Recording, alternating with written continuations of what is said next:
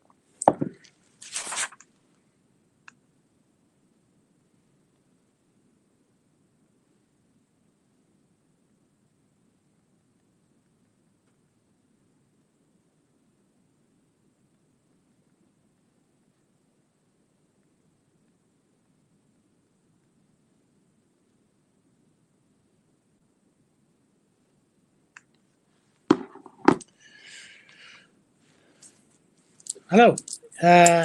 Xiangbok. Is that correct? We'll kick off now in a second. It's just gone a couple of minutes past 11. I'll wait a couple of minutes and then we'll get started on basic communication.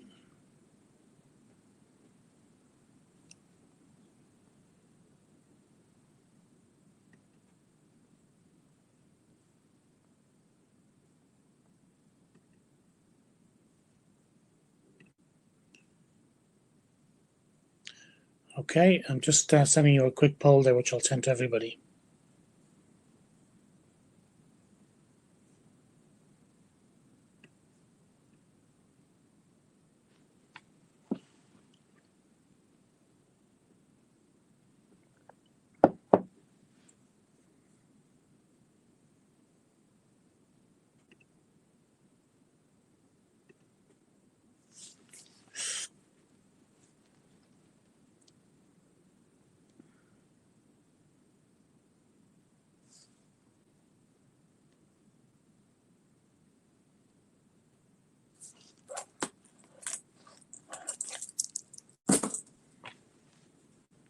Battery 80%. Connected to Shane's MacBook Pro.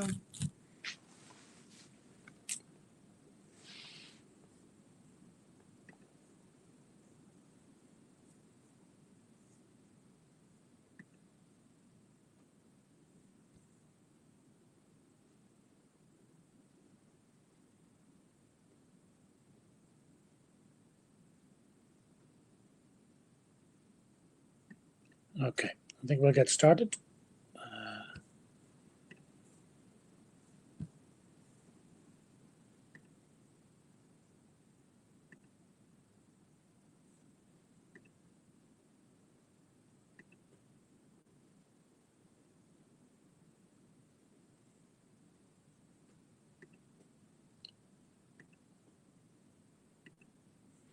Okay, just like the two of us for the moment. We're going to talk about business communication. So I'm going to just bring up the slide deck there. Can you just let me know if you can hear me correctly?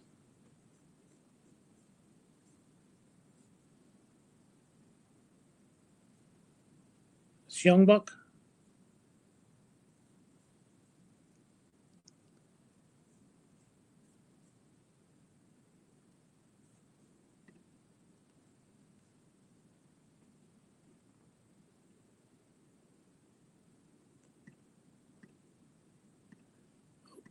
Sorry, your microphone is live now.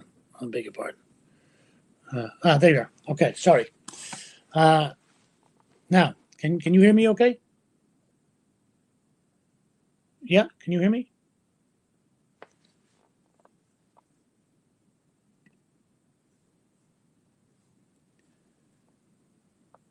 Can you hear me?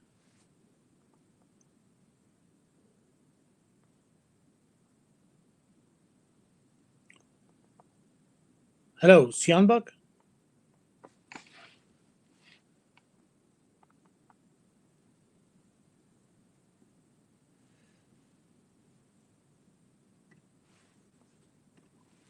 Can you hear me okay?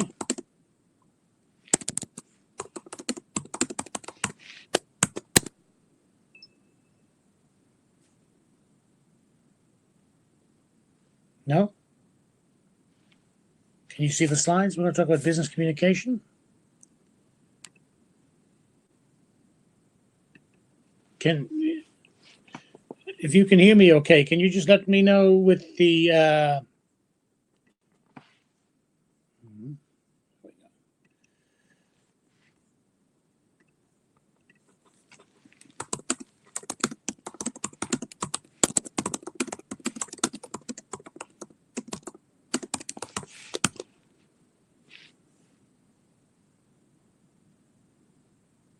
no?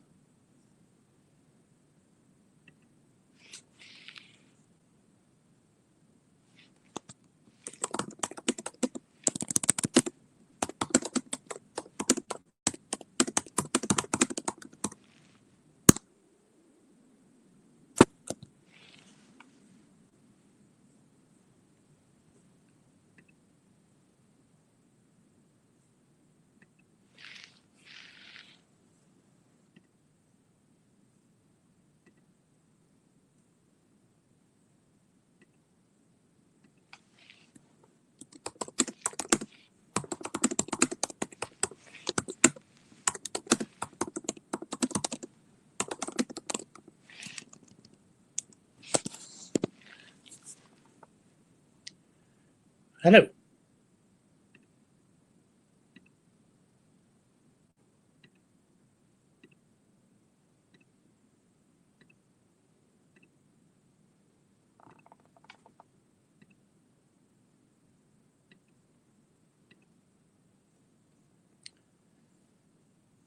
Hello, Sean Wen.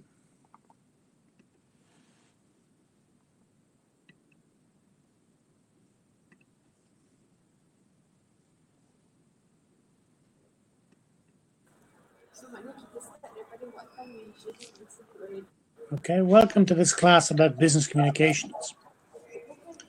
Hopefully you can all hear me.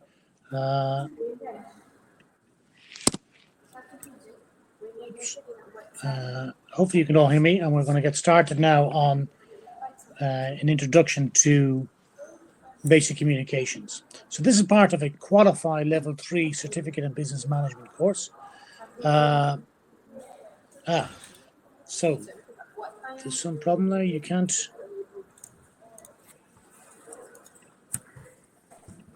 I'm just getting a message that I can't be heard. Okay. But you can see me, but you can't hear. Hello, can you hear me now? Can you hear me now? Okay. All right. So, is that better? Okay. Right. So, welcome to Business Communications, which is a qualified Level 3 Certificate in Business Management course. This course is a sort of an introductory level into business communications. So what I'm going to do is I'm going to go through a number of different concepts as we go through this course. It's a 4-week module, and we will cover a number of elements within that. So what I've done is I've brought up the slideshow. So my name is Shane Downer. I'm a business graduate from Ireland. I have a BSc in management, an MBS in organisation studies, and an MBA from Trinity College Dublin. I've also got a certificate in training and continuing education. So I've worked in and around the education field for the last 25 years, but I've also worked with a lot of different businesses, both in the public sector, the private sector, and in the not-for-profit sector. Now I'm just getting some messages here that you can, then you can't hear me. So just give me 1 second.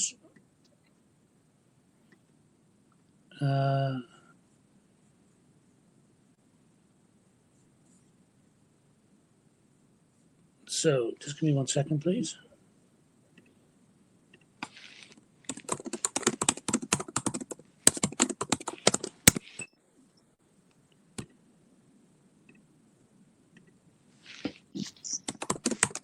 I can hear somebody else now.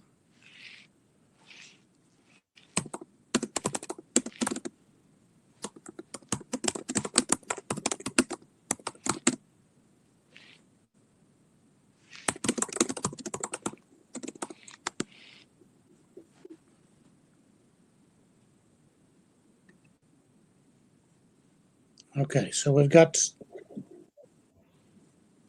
I can hear somebody online there. That's probably, okay.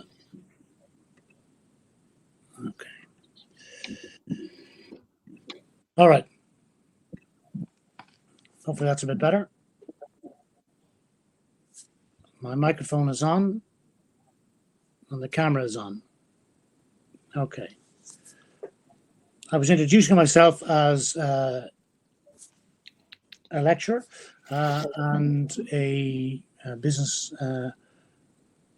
still Siamba cannot hear.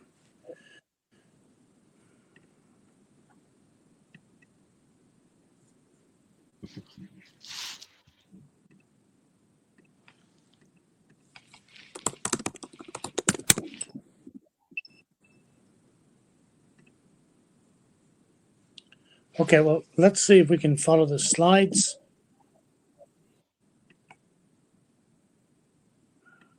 I can't. Okay. All right. No,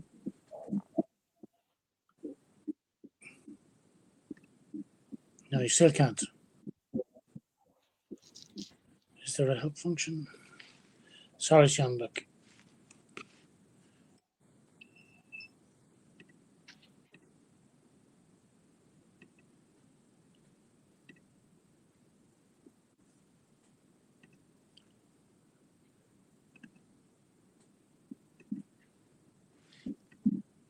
Siambak, I'm trying to enable your microphone to see if I can hear you, but I don't seem to be able to.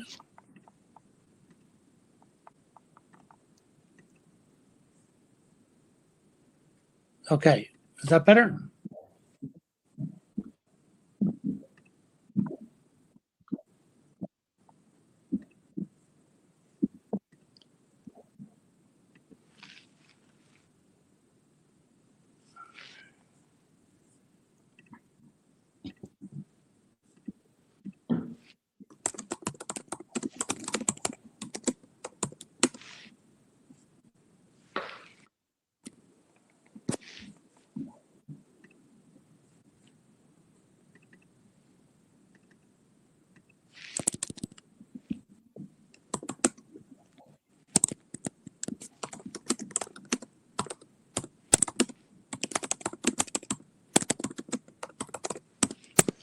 Modern technology.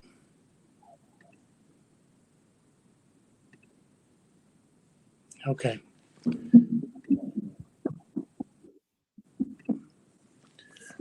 Basically, this is I suppose one of the challenges we have in communications. This module is all about communications, and yet if we were having a business meeting, this is exactly some of the issues that would be very frustrating for the management team involved on any such course, and why sometimes, of course, it's much easier to teach or to have such meetings face to face.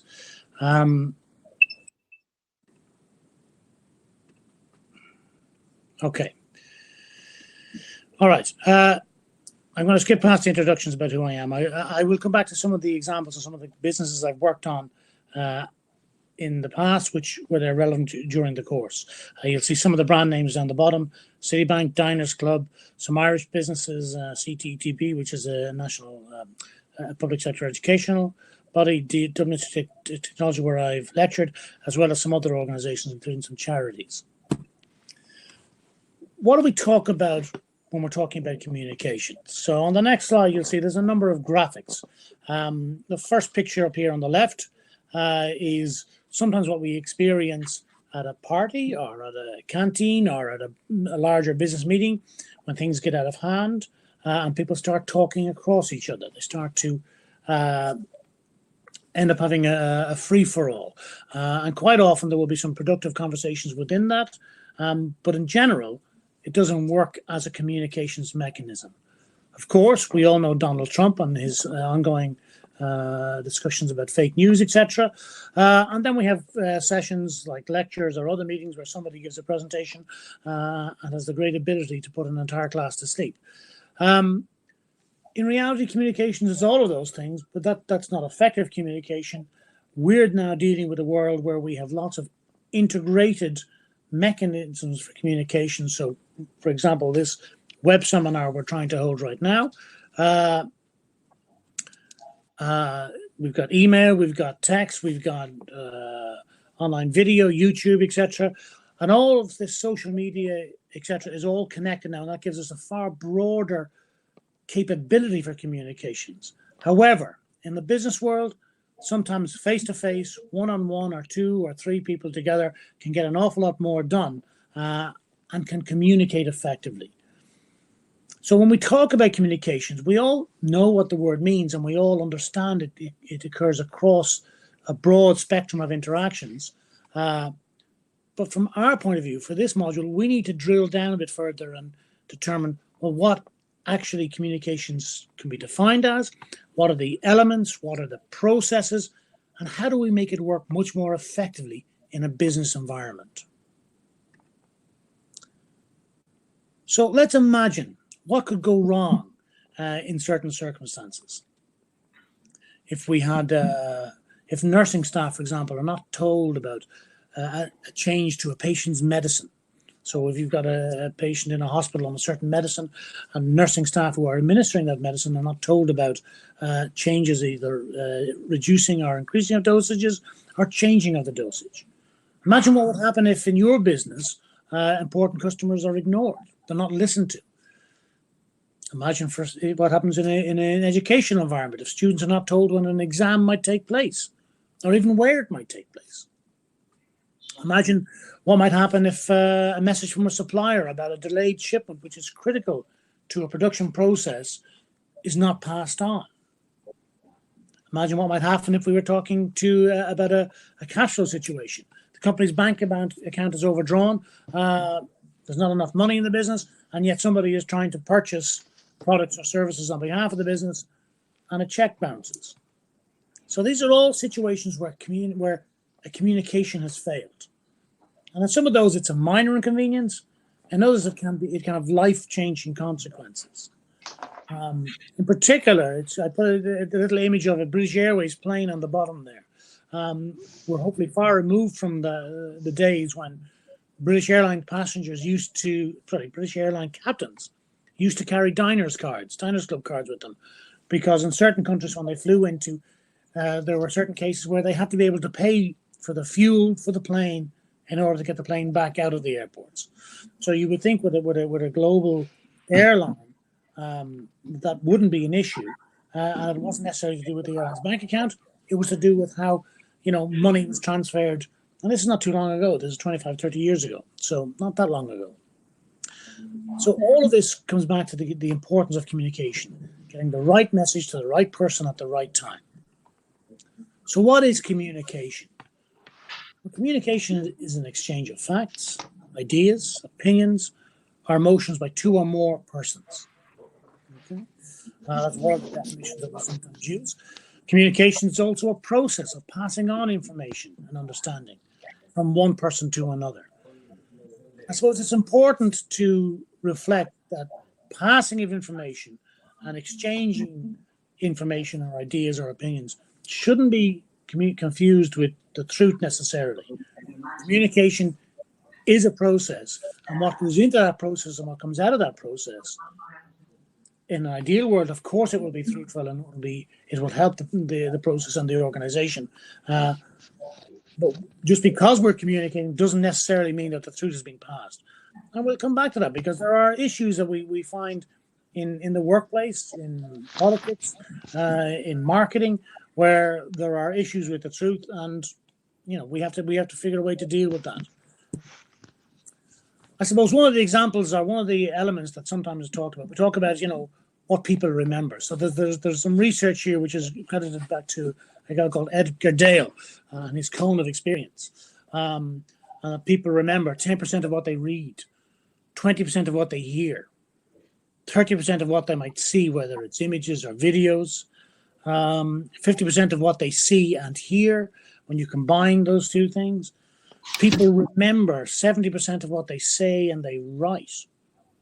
And of course, from an educational point of view, sometimes we rely on the fact that people remember 90% of what they do. So this is an example of how, communication has been researched and ideas around communication have been shared. But the sad fact is that this is not actually true. Edgar Dale didn't assign numbers to his model. This is where information can be coalesced and combined and actually be stretched and bent in certain ways so that the core message is actually slightly askew. Yes, he talked about the likely experience of somebody and the broader recollection of what they might recall from hearing or seeing or reading or doing, etc. But just to go back, these numbers that are described on the left here, and which are often trotted out in communications module courses around the importance of various forms of communication, are just another example of how communication goes astray and how the wrong message can get across. That's not what Edgar Dale talked about. So if we just pull right back to, I suppose, one of the core definitions, communication is the imparting or exchanging of information by speaking, writing, or using some other medium. The successful conveying or sharing of ideas and feelings. I think there's a couple of key words in there. The imparting or exchanging of information. So we're talking about an exchange, and it's a process, and any process has inputs, a core processing element, and outputs. So communication involves this exchange of information. There has to be some sort of medium. Right now, I'm talking into a camera and you're seeing on your screen and hopefully hearing through your speakers what I'm saying. And you're also looking at what content I have on the screen, which is this definition. But communication from our point of view, from a business point of view, hopefully what we should be getting to is a successful conveying and sharing of ideas and feelings. There are lots of really, really good communicators, and there are some not so good communicators. And if we pull back to a business point of view, communication becomes quite important because businesses are resource constrained. They're looking to achieve profits or sales or whatever. So a successful conveying of information is important. And of course, the other thing, of course, is communication is a two-way process. It's not just a one-way process. So within this course, we're also going to cover marketing, and we'll get much more into the interesting elements of how businesses communicate around marketing and customer needs, etc. And we'll come across some of that in another module. But for the moment, we're just talking about communications. So let's sort of revisit the definitions again. Communication is the exchange of facts, ideas, opinions, and emotions by two or more people. It's an exchange of facts and opinions by two or more people. So it's not just an individual process. Although on occasion we do talk to ourselves. I've been guilty of that myself. Communication is the process of passing information, understanding from one person to another. So it's that process and it's that sharing. Okay. One of my countrymen, so I'm from Ireland, I pointed out the problem is that the single biggest problem in communication is the illusion that it has taken place. So I don't want to beat this up completely, but the idea that we have communication, it's this process of sharing information, ideas, but we want it done effectively.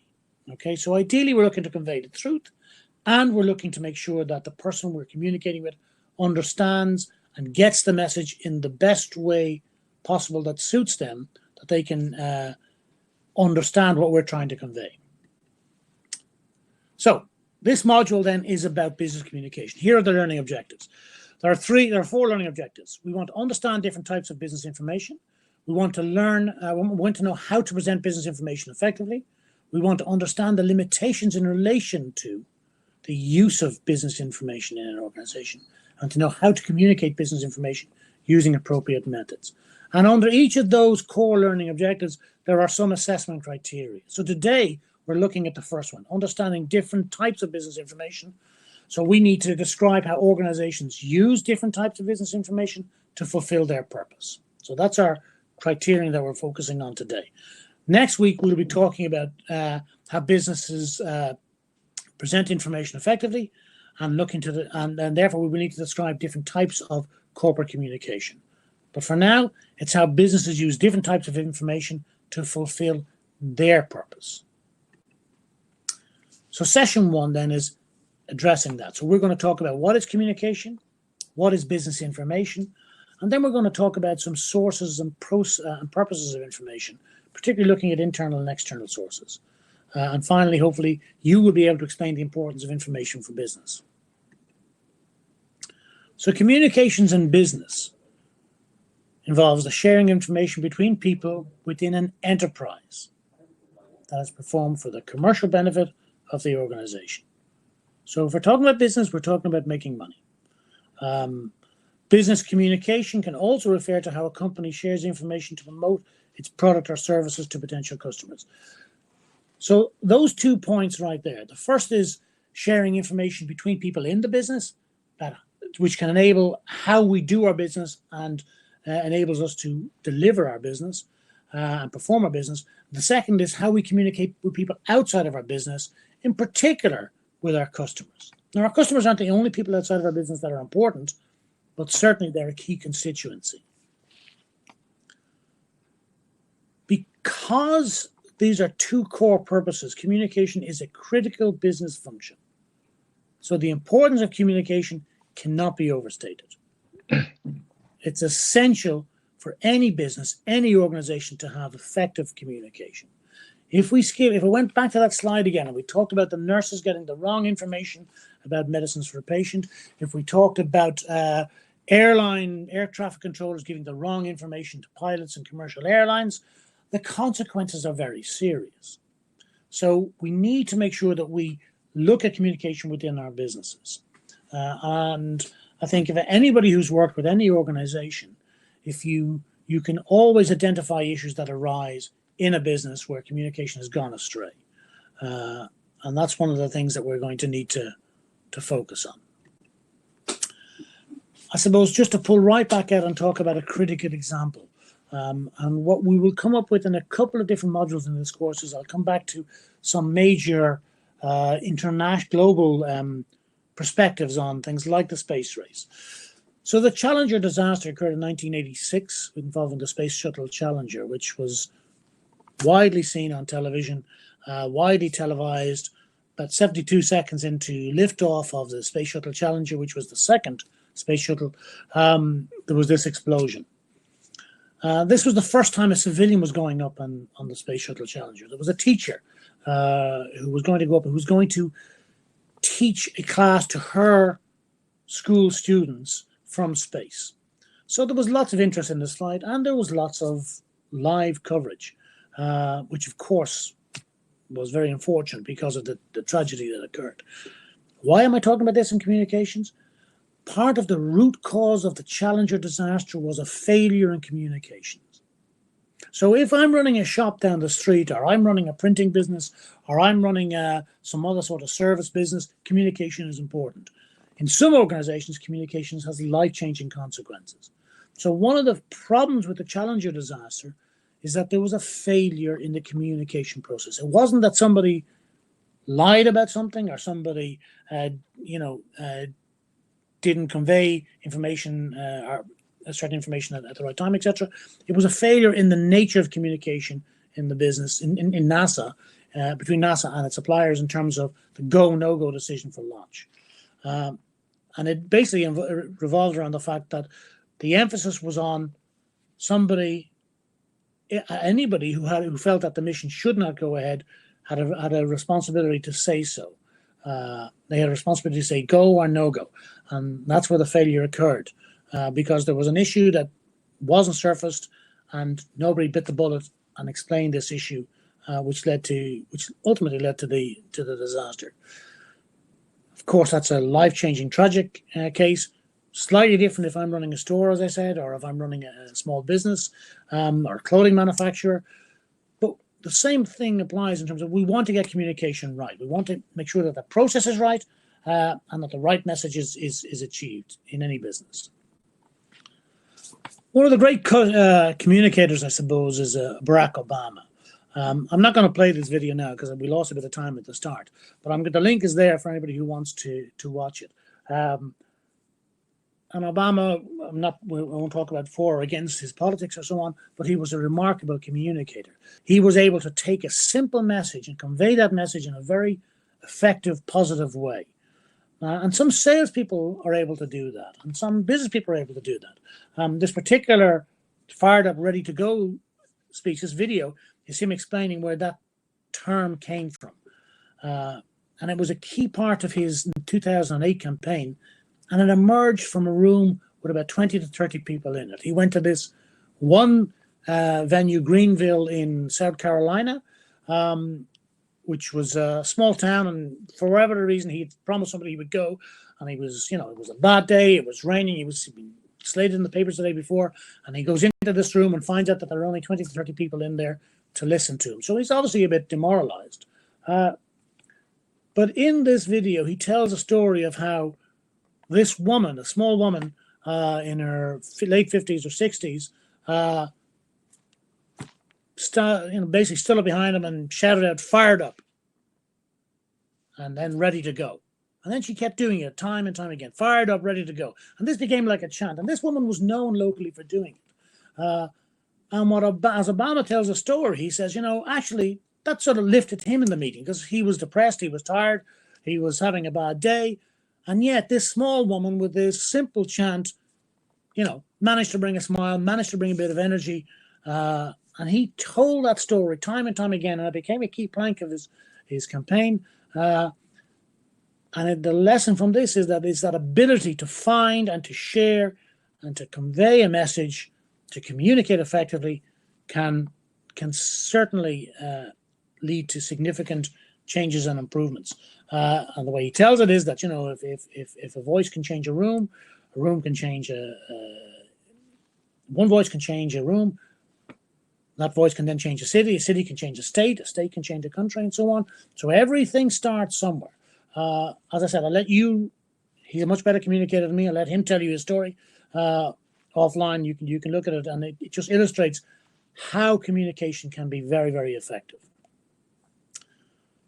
So let's move on. Let's talk about the communication process. So communication requires context, which provides the people, the occasion, and the task. It also requires some sort of physicality, some sort of physical environment, the place or space where communication actually occurs.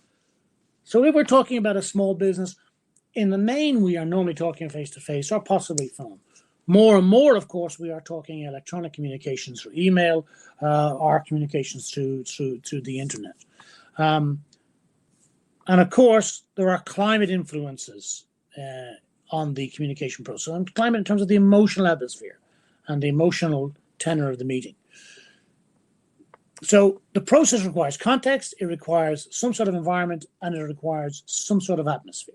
Those are the key elements.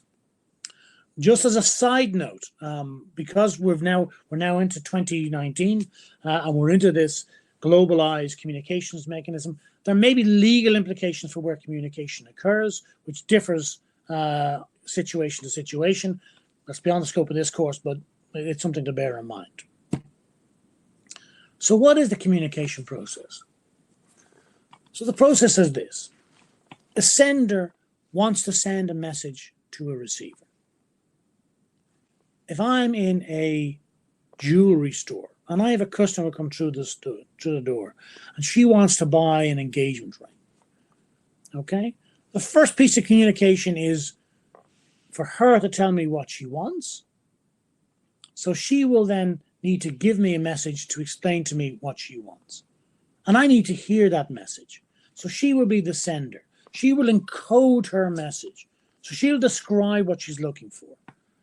And she'll say that to me across a counter. And I'm going to hear that message, and I need to decode that. Now, if I'm a really good salesman, what I'm listening for is, what does she really want? She may tell me that she wants a white diamond in a gold setting, okay? But I need to learn more from her about what that process is, about what that message is. So, is this something that's absolutely going ahead and it's going to happen very soon? Is she looking for ideas to plant a seed with her fiance? Does she have other ideas? Is she very firm on that, or is she really looking for somebody to guide her in showing her some options around what sort of an engagement ring she might want? So it's not just accepting something on face value. If I'm a good salesman, I need to kind of listen behind those words and engage with the person and feedback to her so that I can make sure that I'm understanding more and more exactly what she wants. So the process is, a sender encodes, creates a message, sends that message through a channel to the receiver, who decodes that message and ideally feeds back to the sender. Now, the problem with this communication process is that there are a number of steps. So simply just saying something out doesn't necessarily get the right message across. And we have difficulties, and these are some of the points we'll cover in the course. These are difficulties over communication. We have difficulties in terms of misunderstanding, in terms of using the wrong language, in terms of speaking at the wrong pace, in terms of the wrong attitude, in terms of the wrong pitch or the wrong level of communication, and sometimes in terms of talking to the wrong person. Okay? So within this communications process, there can very often be noise. There can be elements that confuse and distort the message. So it's really important to get that sense. Who's sending the message? What's the message that they're really trying to send? And the best way to really understand that is to make sure that there's a feedback process within this communication system. Okay, one of the dangers of email, the strengths but dangers too, is that, I get an email order, I fulfill that order. I'm literally reading and going with what that order says. But depending on what business I'm in, I may want to build a better relationship behind that email message or that email communication, so I understand more and more about what my customer wants. So email can be very, very efficient, of course, and give coverage in terms of, yes, I've got the email, I'm giving you what you said in the email. But the same thing applies. There can still be confusion in what the person actually wants based on what what they're telling us. So it's important to link in and to understand the relationship with the customer and to feedback through that process and to work through to make sure that actually I'm understanding exactly what you want and I'm getting to the truth of the matter. Okay? And that's something that will come up on the marketing program as well. That sort of idea of really filtering out the noise and getting to the core message. So that's our communications process. So if we can apply that process effectively in business, okay, we can get to the benefits of effective business communication. And I don't care what business we're in, the better we communicate, the more we engage with people, the better we enhance our image, well, professional image potentially. That, of course, can lead to increased productivity within the business and more working with customers. It can help us provide stronger decision making, and we can get to solving problems in a much quicker way. So effective business communication I'm just going to go back to this slide, by understanding this process and working with this process to make it as efficient and effective as possible, means we get to some of these benefits. And the fifth item down there, I think, is one of the most important: a healthier business relationship. If we're in business, then a lot of what we're doing is establishing and building and nourishing relationships. Why? Because it's always easier to keep a customer than to get a new customer. So if we have a customer and we can build that understanding and we understand what they want and where they're going and how we can best serve their needs, hopefully we're getting a repeat business with that customer time and time again. Okay? Even back to our jewelry store example, and I've worked in jewelry stores myself.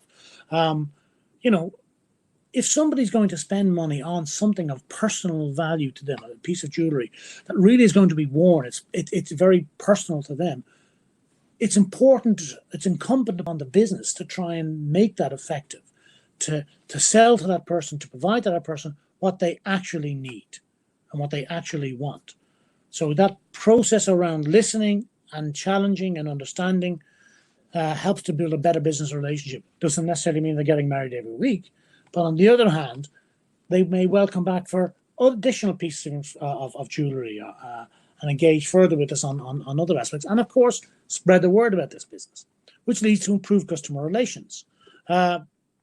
We also get to, if we can get a healthier business relationship and improve customer relations, then internally within the business, we also have the chance to increase awareness amongst employees about what we're doing to provide leadership. And that's another module that we're going to cover.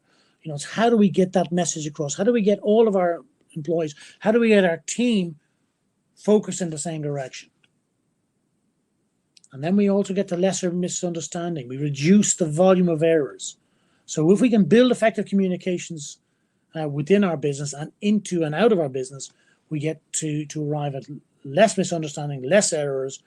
We get to produce better quality products and services, and ultimately better quality documents, which can be used to support our business. So these are the benefits of effective business communication. What are the features of communications in organizations? Well, here we're dealing with various commercial or industrial subjects. So I touched on a couple of different examples at the moment. We've gone from, NASA and the space race to a jewelry store or a printing business or nurses in a hospital. There are many very different commercial or industrial businesses, and everybody needs to engage with communication because it's a critical business function.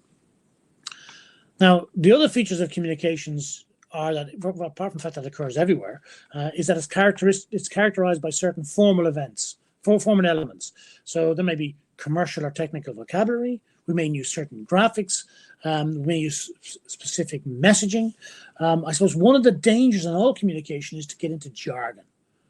So in our business, this is what we talk about. Now, there's pros and cons to this. The pros of jargon in business is that it can serve as a shorthand to help us communicate more effectively with people who understand and with whom we've built a relationship. The con of that is that somebody new to our business, sometimes we slip into jargon and we end up communicating at a level that they can't necessarily keep up with. So, we use acronyms a lot. So SME, for example, that can mean different things. In certain businesses, it's a subject matter expert. In other areas, it can be a small and medium-sized enterprise. So we need to understand what the logic and what the conventions are within our business and with those people with whom our business interacts.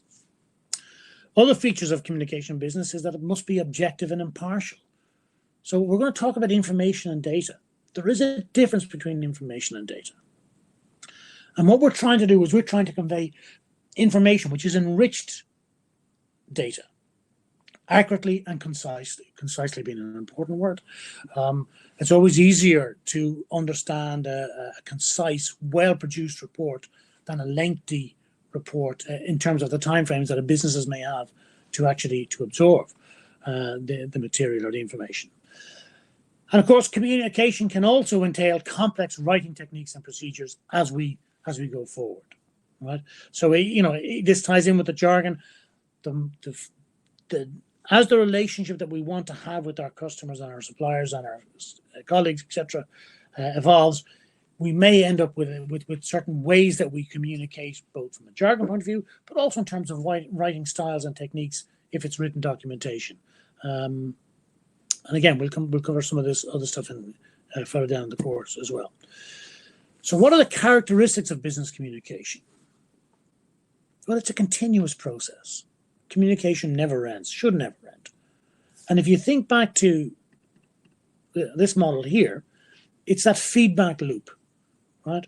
So when I'm the receiver and I receive the message, one of the things that I need to do is I need to confirm that message, or I should confirm that message when I decode it by feeding back to the sender. And that feedback can be verbal, it can be in different ways. It can be facial, it can be behavioral, but I'm conveying back to the person to help me demonstrate that I understand them, or to check my understanding with them. So it's a continuous process, and because one message leads to the next and so on and so forth. The other thing is that it needs proper understanding. We need to get to that understanding, which is part of that iterative process, to check, to receive a message, to decode it, to check, is this what we're about? And we do this every day. We check things with literally reaching across the counter in a shop. We check things by email with our boss. We are continuously checking to make sure that we get the proper understanding. Business communication should lead to an achievement of organizational objectives. The reason we do this is that we want to succeed. We want to bring about the profits. We want to grow the sales. We want to deliver the safe care. We're looking to achieve something. So business communication, which is a critical requirement, it's a continuous process. We continuously work hard to make sure we get the right understanding, and it needs to enable the goals and objectives that we're working towards. And the better we do that, the more we can dispel misunderstanding, the more that we can get to the right message and ultimately build the right relationship with the people we're communicating with. And if we do all of these things, good communication will become more pervasive. We will ourselves know that we're communicating well, and we will, build on that, and people will realize that, okay, yes, you can communicate with this organization or this business, and you will get dealt with accordingly. The corollary of that is also true. If we're poor at communication, that gets around too. So it's important that we sort of work on this continuously. Central to communication, of course, is information. So we need to understand what business information is, because if we're in business, that's what we're communicating. So we want to remember what our business is. It's an organization or an economic system where goods and services are exchanged for one another or for money. So barter, value, there's an exchange process where value created by one organization is exchanged for value in the form of money or some other value from another organization or individual. Okay, that's what a business is about. And every business requires some form of investment and enough customers so that its output can be sold on a consistent basis. If it doesn't get the right investment and it doesn't get the business, it's not going to make a profit. It's not necessarily going to survive very long. And it's at times like this, I suppose, that you can think back to the words of somebody like Jack Welch. Jack Welch, who was the former chief executive of General Electric, and one of his famous sayings was, if the pace of change outside your organization is greater than the pace of change inside your organization, the end is in sight. Now, what that means is, and it's very applicable in today's world, because everything is changing so fast, if we're not engaged and we're not understanding what's going on outside of our business, and things are changing faster than we're adapting and changing, then we have a significant problem. So our business requires ongoing understanding of what's going on in the world, which means we need to communicate with our world, with our environment. Okay? And we need some form of investment to enable us to do that and to do our core business. And then we also need enough engagement with customers so that our business is of interest and we make the sales that enables us to make a profit, to reinvest, etc. We need to be clear, businesses can be privately owned, right? They can be not-for-profits or they can be state-owned. So we're not just talking about for-profit businesses, although most people will work in those sort of environments. And in terms of the corporate, of course, there's PepsiCo, while, a sandwich business that brings sandwiches around at lunchtime may be a small mom and pop business, maybe as a private enterprise. So there's lots of different types of organizations, but everybody needs to communicate, and some will be better than others. So we get onto this because we're talking about business information. Well, what is information? So, ask Google. What Google says is that information are facts provided or learned about something or someone. Facts which are provided or learned about something or someone. Now, we're going to get away from the fake news stuff because, that's just politics. Ideally, what we're looking for is information that's reliable. So facts that are provided or learned about something or someone, that's what information is. We're not just talking data points, we're talking about process data, which gives us information. Okay? The second part of that definition, of course, is what is conveyed or represented by a particular arrangement or sequence of things, which is that processing of core data. So information is enriched data. Oops, sorry.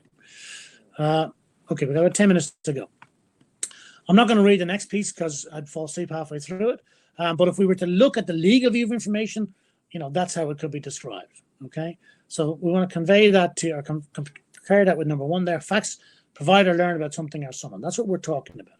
Now, where does business information reside? Well, there are lots of different types of business information, as you can see in that legal view.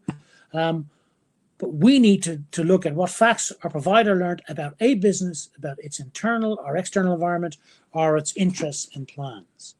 So if we were taking over a business, what might we want to know about? Well, we might think about, okay, well, first thing we want to know is it profitable? Okay. That means we might want to know we might also want to know, what are the sales? Sorry, excuse my typing.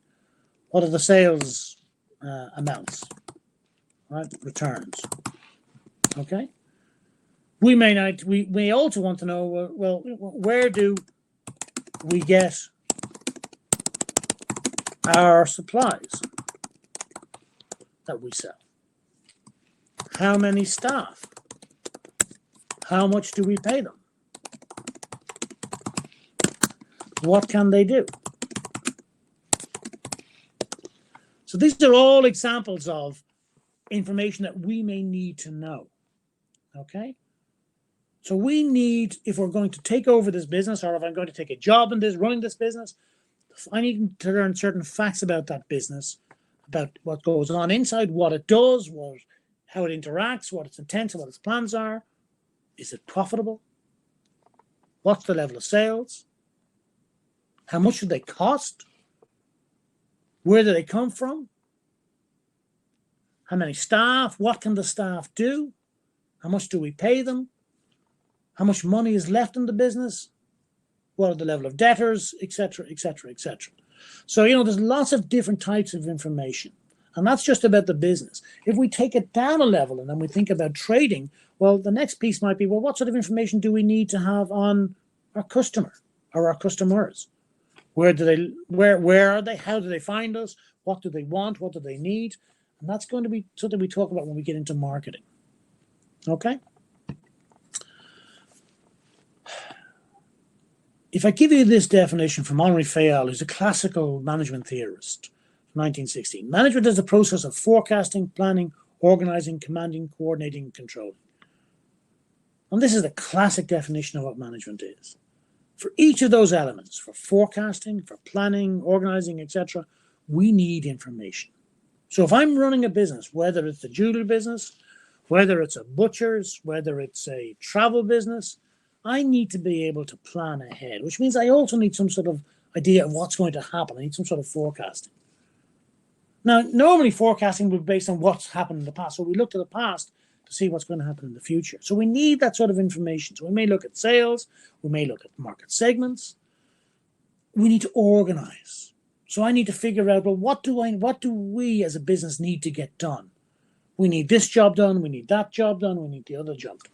If I'm running a hospital, I need nurses, I need surgeons, I need doctors, I need caterers, I need cleaners, I need x-ray technicians, I need phlebotomists and blood sample scientists. I can't put a nurse in to do brain surgery. I wouldn't send a brain surgeon off to do a blood test. So I need to figure out what I need, where those skill sets are, and how do I put them together. Again, I need information.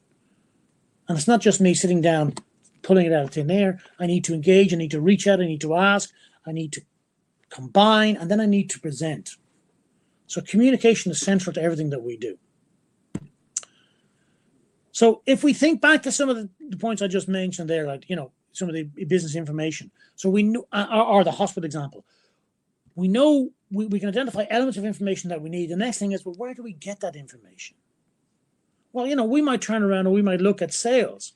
And we might say, well, the sales information, where do we get that sales information? So we may look at, the sales books. Okay, sorry, sales. We may look at our order system. We may look at our CRM if we've got a computerized CRM system. Okay. Oops. Sorry. I lost a slide there. CRM system. We may look at our bank statements. How much money actually came through? Okay. We may look at our credit card reports. Sorry. I don't know why this is jumping back and forth all the time.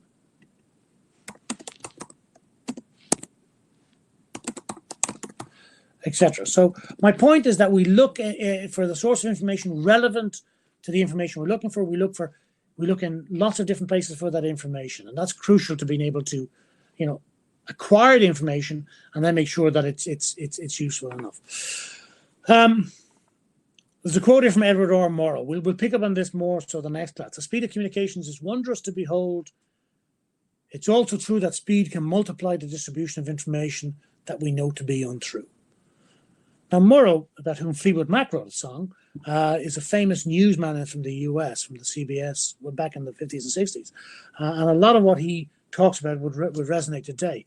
But from that point, that quote there, the speed of communication, everything's getting faster.